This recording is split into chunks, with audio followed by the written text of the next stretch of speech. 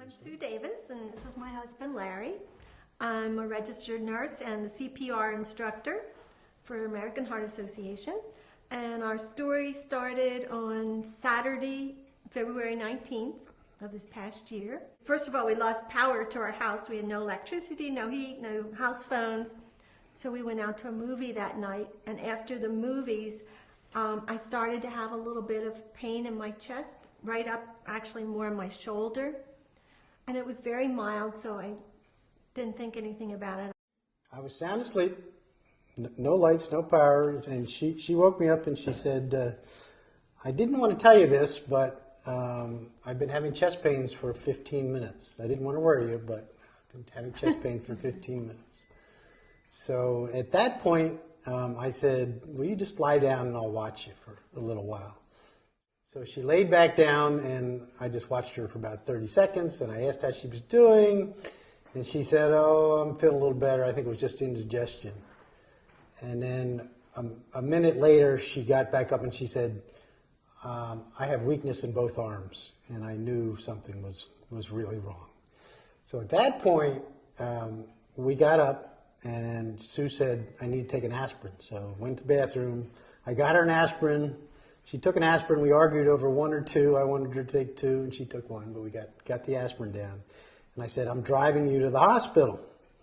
So wrong decision. But so she got dressed, and at that point, you didn't have a lot of pain. You were just... No, my pain was very mild, and that's why, I just kept thinking, I don't know what it is, but it can't be a heart attack because I didn't have any other symptoms. So again, it was pitch black. We had no power, no phones. Our phone system was out. So I grabbed the cell phone, and unfortunately it was charged. And I grabbed a huge flashlight that I had that lasted about 15 minutes. And we got downstairs. I got her into the car. And at that point, she was really starting to have a lot of pain. She was really moaning about some pretty severe pain. So I knew we had a big problem. So I started driving her very quickly to the hospital, and I got up the road up our driveway, probably a couple hundred yards, and I heard something in the car, and I thought, something just clicked in my head, said, we're not going to make it to the hospital. So I literally slammed on the brakes, put it in reverse, came back, got back to the house, got into the house, and she walked into the house, and she said, I'm going to go lie down on the couch. So at that point, she walked over to the other side of the room. I couldn't see her because it was dark. She lay down on the couch.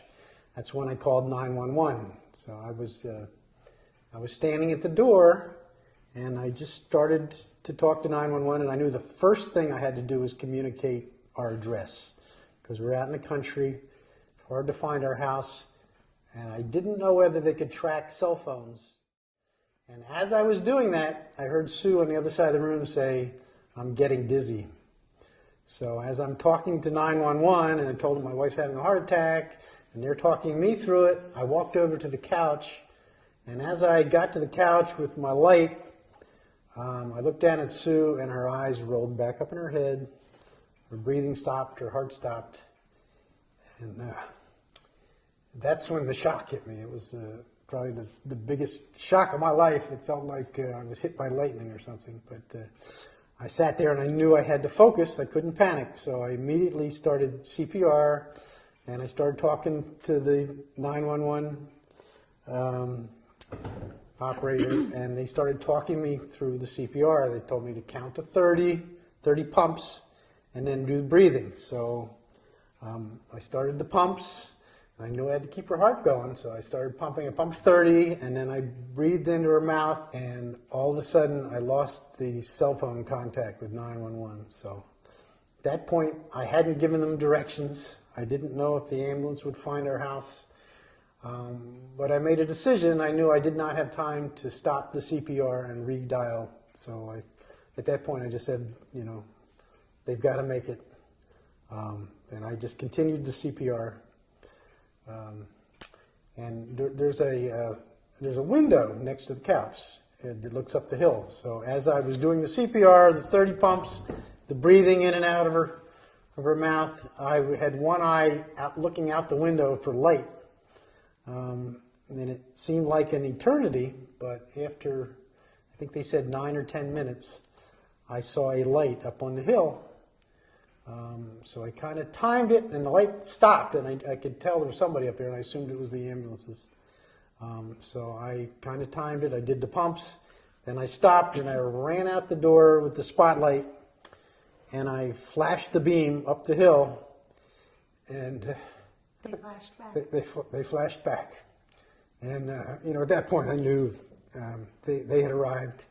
They explained to me later that we had the only ambulance in Chester County who was trained in early use of the hypothermia. And I was told that they started injecting me with ice saline right away and just began the whole process of hypothermia right away. And I, later came to believe that that was pretty critical in saving my brain from damage, because it decreases the swelling in the brain and lowers your metabolism, so you need less oxygen. Dr. Lewis is the doctor that operated on Sue, and I think I saw him coming in as I was coming in. Apparently, they notified him ahead of time, so he was there when Sue arrived. And then I went through, I think, about 4 hours of middle of the night till early morning, pacing back and forth, just waiting to hear something. And finally, Dr. Lewis came in and sat me down. He was wonderful. He showed me the whole procedure on video, showed me the artery that had totally blocked off from Sue's heart, and he was very open and honest with me. He told me that she probably had about a 50-50 chance of surviving, and after about 4 or 5 minutes, you usually had brain damage, and she was without a heart for 10 minutes. And he did told me that only 3 or 4% of patients with this kind of condition ever even make it to the hospital. So They continued to keep my body cool using the hypothermia procedures, and for the next couple of days, as far as I know, my temperature was quite low. I don't remember any of that, but again, I do attribute a lot of that to saving my brain, because as a nurse and a CPR instructor, I know full well that if you don't get oxygen to the brain, within a few minutes, your chances of having brain damage are just so great. As far as I know, I didn't have any. it was about 2 days where she was in the hypothermia, and they kept her in an induced coma.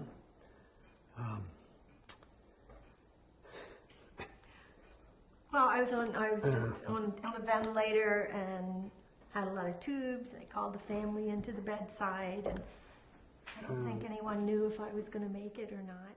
Clarissa Hake was her lead nurse, and she was her guardian angel, and she was just fantastic. We shared tears together and hugs together. The part for me that's hard to talk about is after the second day, they took her off the induced coma, and then we had this time frame where we didn't know whether she would come out of the coma or not. And I sat there at her bedside. I was on one side, Clarissa was on the other side, and I said, "Sue, open your eyes." And she opened her eyes, and then she closed her eyes, and the doctor was there too, and he said, "That's probably just a reflex." And I said, "No, it wasn't just a reflex." I said, "Sue, open your eyes again," and she opened her eyes back. And then Clarissa had her right hand, and I held her left hand, and I think she said, "Sue, squeeze my hand." And I felt Sue squeeze my hand, and I looked over at Clarissa and I said, "Did you feel that?" And Clarissa said, "Yes!" And she squeezed it really hard. And that was kind of the beginning of her coming out of the coma and gaining consciousness. So Sue had come out of the coma, and she opened her eyes, and her very first words were, "I'm having a little difficulty articulating my words right now." And I think at that point I knew she was mentally okay. So that was a big thrill. And I'd also like to say, Dr. Butler just was. When I was very low and from what had gone on, I didn't have much hope, and he just gave me so much hope. And from his analysis, he said, "I think Sue's going to have a full recovery." And he kept telling me that, and it really got me through the whole event, and she did end up having a full recovery.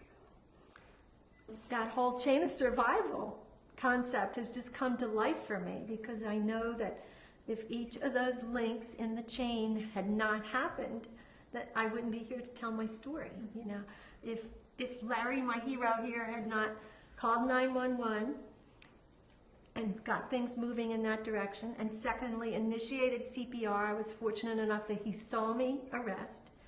And then the third thing was the EMTs were there quickly, and you know, he said they were just so fast and so efficient in their response, and had me in and out of the room very quickly after shocking my heart and giving me some medication. And then the fact that they called ahead, had Dr. Lewis waiting for me at the hospital, and he was able to give me the advanced care that I need by quickly assessing the situation, figuring out that the artery was 100% blocked, and placing the stent in that artery. So, I mean, like I said, if each of those things hadn't happened quickly and efficiently, I would not be here to tell my story. Clarissa Hake, she was just absolutely wonderful and so caring and so supportive to me. It was just, we went through the whole ordeal together. Dr. Butler was, you know, he was just gave me so much hope, and he was just, you know, just encouraging, and he gave me hope. Dr. Lewis, you know, performed the surgery and saved her life. Speed and time was critical in that situation, you know. He was there, he was waiting for me, he assessed the situation quickly and solved the problem quickly. If I, as a nurse, I know that had it taken longer to reach that diagnosis and treatment, again, I might not be here to tell my story. One of the, I think one of the toughest things I ever went through in my life was the, when I had to sit down with Dr. Lewis, and he explained the whole thing that night, and you know, I didn't know if Sue had even survived the night, and so, but he was wonderful.